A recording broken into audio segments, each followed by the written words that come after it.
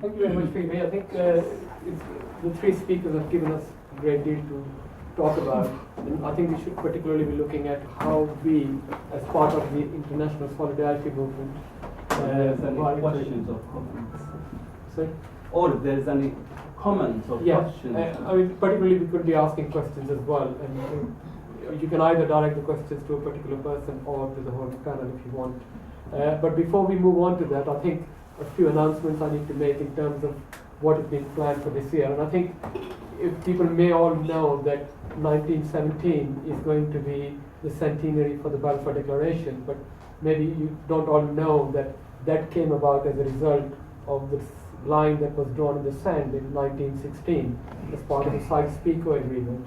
And I think that's where Britain got its mandate over Palestine. So I think that's something that we need to be looking at this year in terms of how we mark that particular centenary. And I think there are several events being organized, particularly Birmingham Stop the War is actually organized a national conference in Birmingham on 100 years of intervention. And I think Palestine would be a key component of that particular conference. And I urge you all to join us in that. That will be on the 14th of May, which is a Saturday. It coincides with the Nakba as well. And there are several things organized around Nakba, both nationally and in Birmingham we'll be doing that. I think that week is also Nakba week as declared by the Palestine Solidarity Campaign. Also, I think while I'm telling you about this, we need to organize ourselves as a movement, both in Birmingham and internationally, and we need funds for that. So I'll ask somebody to pass a bucket around. Please give it generously because we do not get funds from any other source. We are not a charity, and because we are working as a political organization in terms of organizing for Palestine, then we want to be completely independent authority. And so please give generously.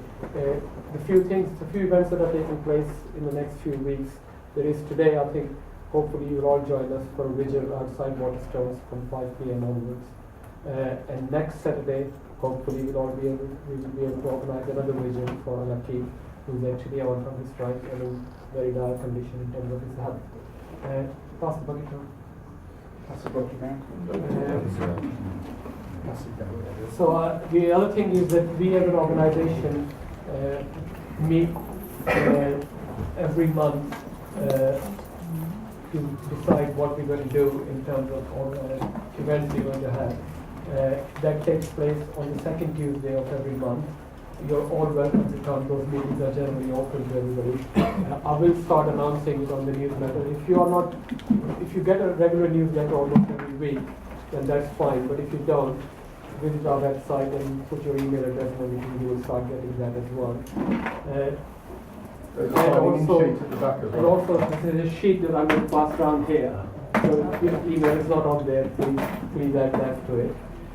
The other thing is also last year there were 19 people arrested outside Shenston in July, I think. Yes, first week of July.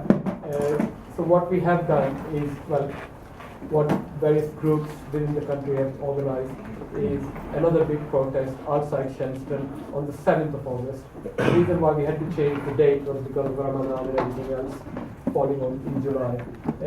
And that means that cyclists from across the country are going to come together in Birmingham on the 7th of August, which is a Sunday. And then on the 8th of August in the morning, all the cyclists will actually cycle to Shenston for a demonstration. We are hoping other organizations on the same day would organize a demonstration outside Shenston. Say what Albert is, just in case people... Well, that's where Albert is. It will be outside the Albert factory in Shenston, which is near Lichfield. Which is an Israeli arms company that makes drones. Yeah.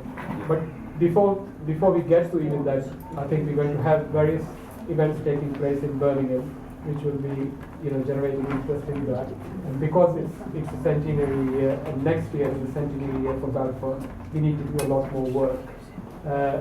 So I think, unless anybody else wants to make any other announcements of what other activities they are planning in their areas, you're welcome to do that now while we are collecting funds. Anybody? Sorry? Yeah, go on. I actually can't remember the date off the top of my head, but Israeli Apartheid Week is also coming up the 22nd of, I think it's next week. Yes, probably is next week. I think if you send us the details, we'll put it on our website, which is www.westminsterpsc.org, and also on our Facebook, which is Westminster Palestine Solidarity Campaign. And within these two websites and Facebook to get latest information on what is actually happening in Palestine. So if there are no announcements, does anybody want to raise the first question? Yes. Yeah, it's really looking at the international thing about this. I think if you can come in the front of here. Can we turn this off? John Tyrrell. It's looking at the international dimension. You know, I think the way that Phoebe finished up the last point she made about the way that seeing the way that people in Palestine, both Muslim and Christian communities and others, are really the way that it's actually, you know, heads held high. It's fantastic. It is an experience to see. But the point I want to make there is, you know, in terms of what we're doing here, I went to Parliament at the invitation of Jeremy Corbyn when he invited, I think he got 60 MPs to invite Mordecai Vanunu, to speak to Parliament. Didn't come, needless to say, but you know, we went there. His attorney was there. But Peter Usman, I think the journalist who broke the news in '86 about the nuclear facilities in Israel that Vanunu had spoken about and so on. He was there, and he made the point that the German government had given the 6 submarines, or given 5 submarines. They had paid for 1 submarine, nuclear submarine. And that meant that with their weapons, one's armed submarines, but with the Israelis' capability, they could arm them. That means they can go anywhere in the world to do that. I'm surprised this hasn't come out more, but I mean, with that kind of power, you know, just think what we're doing at the moment. There's all this pressure on Britain to have arms from America. You know, if you don't have Trident, you're not going to be a great power and the rest of it. Well, who needs Britain if Israel are going to do this sort of thing? But the point is that he made is that these weapons are now being deployed by NATO. That's what he said. Now, if that's the case, can you imagine why? Which government is going to support?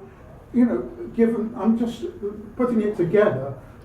How's Israel going to be shamed? I don't see how shamed. They're not shamed because they see themselves as internationally in a strong, powerful position. Now, this is what we're up against and have to try and put down. So, you know, in the West, I think we've got to do a lot more looking at the international position in this kind of way.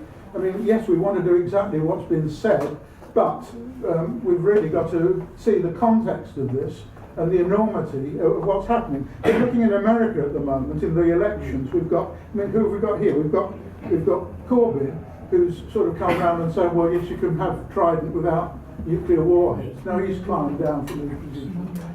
We've got Clinton in America. Never mind about the others, who is strongly supportive of Israel. I don't know about Bernie Sanders. I would imagine his position. I mean, we've heard he's Jewish, and people say, well, that's irrelevant. That's good from that point of view. But I mean, I don't know what his position would be on this in terms of. I've not seen anything about that. But you know, in Britain, we've got Tories and Labour. You know, despite what Corbyn believes and so on, it's very, very slight, isn't it? So we've got to do an awful lot in that area, it seems to me. Yeah, I agree with the comment, what we were saying. It was interesting listening to your stories. I mean, I read in the news a couple of days ago that now they're clamping down on the Israeli Arabs, you know, in Parliament, a particular party, alliance, something. You know, could you possibly elaborate on that if you know anything further information about, you know, clamping down on Arab politicians in Israel, members of Arab Israelis? if you want to respond to Yeah, I the think two we'll take a questions. few questions and then we could do them in one go. Okay. Otherwise, Chris, it's you been want our to? long. I just wanted to respond to the dude here about the Israeli weapons industry and to say that there already is an ongoing campaign to stop arming Israel. There was a massive picket 2 or 3 months ago in London at the Desi Arms Fair that shut the arms fair down day in and day out. So it's also to return into popular resistance on the streets. It's also about us rising to that in kind of popular resistance. So there is already an active and strong campaign out there led by Palestinian activists, solidarity activists, and also by the campaign against the arms trade to highlight the connection between the Israeli weapons industry and its export and its spread. Of course, financed mainly by the United States.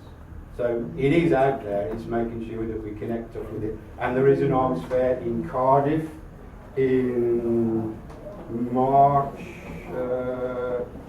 but there is an arms fair and there is a protest. There is protests called for at the arms fair in Cardiff in March sometime. But if you just go on to Campaign Against the Arms Trade website, all the information is there. Yeah, but it's the But, point. I think, Yeah, it's not a two-way No, conversation. we can continue that later. I think let's answer these three questions first.